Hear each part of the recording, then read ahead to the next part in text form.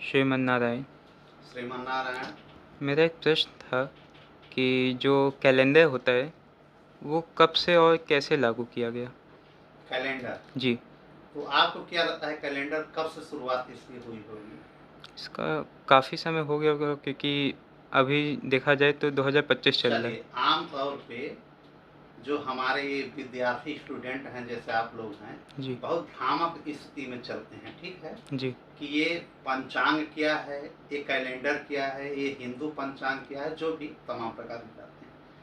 तो हम बताना ये चाहेंगे कि अगर हम आधुनिक टेक्नोलॉजी के हिसाब से चल रहे हैं तो इस कैलेंडर की शुरुआत जो है एक पोप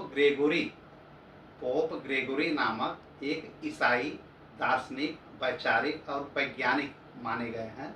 उन्होंने ही इस ग्रेगोरियन कैलेंडर की उत्पत्ति की, ठीक है। जी जो आज का हमारा ये कैलेंडर है इसको कहते हैं ग्रेगोरियन कैलेंडर, जो कि पोप ग्रेगोरी के नाम पे रखा गया। 22 मार्च 1957 को ये अपनाया गया। इसमें यह बातें बताई गई हैं कि जो हमारा पंचांग पहले का था हिंदू पंचांग, वो दो भागों में बांटा गया है। जैसे कि आप लोगों को मालूम होना चाहिए हमारा राष्ट्रीय पंचांग क्या है। हमारे राष्ट्रीय पंचांग को कहते हैं शक पंचांग। राष्ट्रीय पंचांग को कहते हैं शक पंचांग, जिसे राजा कनिष्क ने शुरुआत किया था, ठीक है। और एक हमारा जो प्राचीन परंपरा के हिसाब से जो हमारा पंचांग है वो है विक्रम संवत। नाम तो आपने सुना ही होगा जी। तो जब नया कैलेंडर बना तो ग्रेगोरियन कैलेंडर के अंतर्गत दोनों को सम्मिलित किया गया, उनकी भी बातें की गई। इसको दो भागों में इस प्रकार से बांटा गया। जैसे अब के समय को हम कहते हैं एडी, एनो डोमिनी कहते हैं जी एनो डोमिनी का मतलब क्या होता है कि प्रभु के दिन की शुरुआत के समय की बात है एनो डोमिनी। तो जो इस समय हमारा समय चल रहा है एडी चल रहा है, एनो डोमिनी। 1 वर्ष हुआ, 2 वर्ष हुआ, 3 वर्ष हुआ, 4 वर्ष, 5 वर्ष, ऐसे करते करते इस समय हो गया है 2025 वर्ष, ठीक है। और जब एडी के पहले के समय को बांटा गया उसको कहा गया बीसी मतलब बिफोर क्राइस्ट माने ईसा मसीह के जन्म के पहले को बीसी कहा गया। ईसा मसीह के जन्म के ठीक बाद को एडी कहा गया, एनो डोमिनी। इस समय हम लोग चल रहे हैं एनो डोमिनी में, ग्रेगोरियन कैलेंडर के अंतर्गत, ठीक जी। इसके अंतर्गत सब कुछ वही है। 12 महीने हैं, 7 दिन हैं, 365 7 वार है, 365 दिन है, सब वैसे ही चल रहा है। तो इसमें यह बताया गया कि जो 2025 वर्ष इस समय चल रहा है, कितना चल रहा है? 2025 ईस्वी चल रहा है ना। जी। इसी को हम ईस्वी कहते हैं, इसी को हम सन कहते हैं, इसी को हम एडी कहते हैं।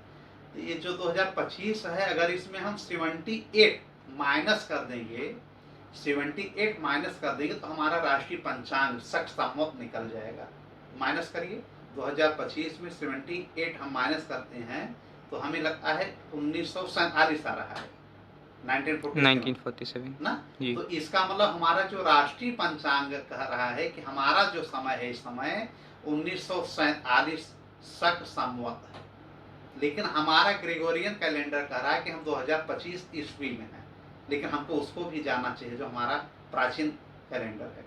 और प्राचीन कैलेंडर को अगर हम जानेंगे तो हम राष्ट्रीय पंचांग को जानेंगे। अब प्राचीन कैलेंडर जो हमारा करता है पंचांग, उसमें यह है कि 2025 में 57 जोड़ दीजिए, 2025 में 57 हम जोड़ देंगे तो कितना आ रहा है? 2082। हाँ 82।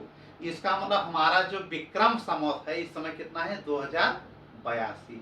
तो इस प्रकार हम समझे कि एडी में जो इस समय ईस्वी चल रहा है 78 हम माइनस करेंगे तो शक संवत हमको मिलेगा, 57 जोड़ेंगे तो विक्रम संवत मिलेगा। ये दोनों संवत हमारे अपने हैं। लेकिन अब की जो आधुनिक मॉडर्न काल दर्शक क्या है? कैलेंडर को हिंदी में कहते हैं काल दर्शक या तिथि पत्रक, ठीक है जी। तिथि पत्रक कहते हैं कैलेंडर को। दिन देखने की एक प्रक्रिया, समय देखने की प्रक्रिया है, इसको वैसे हम लोग पंचांग कहते हैं। तो इसको इस प्रकार से 365 दिन में बांटा गया। कितने दिन में? 365 365 दिन। एक वर्ष माने 1 year is equal to 365 days. लेकिन कभी कभी और 12 महीने में बांटा गया, 7 दिन में बांटा गया, ये तो मालूम ही है। जी। लेकिन क्या 365 दिन एग्जैक्ट है? नहीं।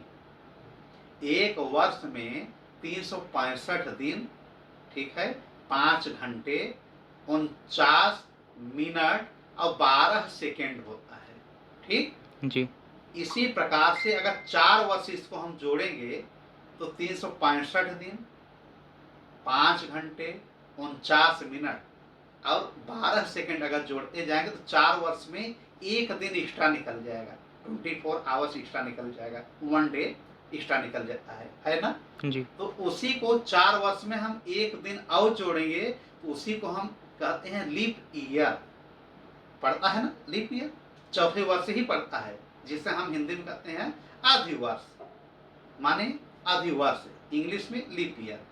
फरवरी हमारी 28 डेज की होती है, लेकिन चौथे वर्ष यही हो जाती है 29 डेज की, इसी को लीप ईयर कहते हैं।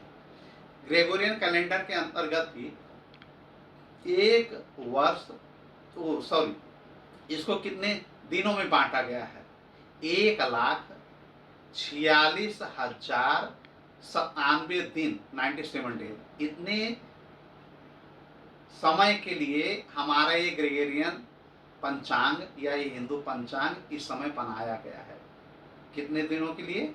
1,46,097 दिन में इसको पुनः परिवर्तित करके नए सिरे से बनाया जाएगा, जिसमें समय कितना निकल जाएगा? इसको अगर 400 भागों में हम बांटते हैं, ये सूर्य के हिसाब से ही चल रहा है, इसका हिसाब सूर्य की गणना के हिसाब से ही है, उसको छोड़ा नहीं गया है। पंचांग माने पंचांगों से बना है, तिथिवार, नक्षत्र, योग और ये करण वगैरह से बने हैं। तो इस पंचांग को अगर हम 400 वर्ष में अगर इस समय को हम डिवाइड करते हैं तो हमको समय कितना निकलता है? 303 वर्ष निकलेगा, 303 ईयर्स निकलेगा 365 डेज का, और 97 ईयर्स निकलेगा लीप ईयर का, 366 दिन का। लीप ईयर 366 दिन का होता है, 366 डेज का।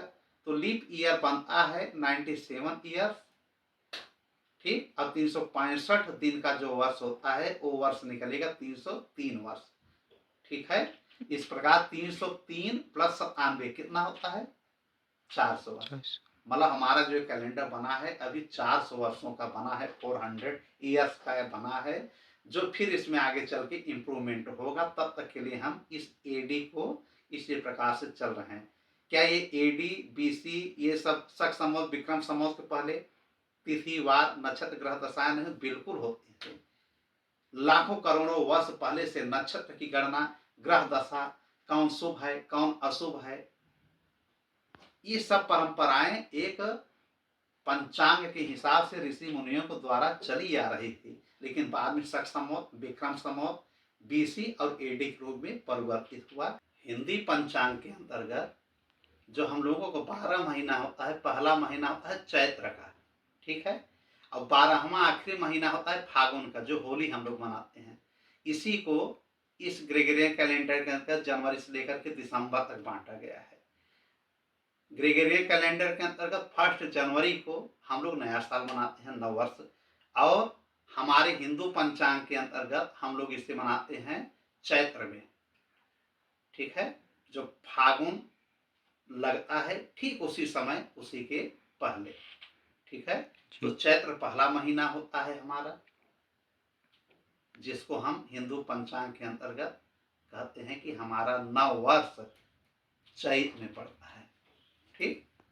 फिर चलिए, ठीक है, फिर बातें होंगी। ओके, राधे राधे।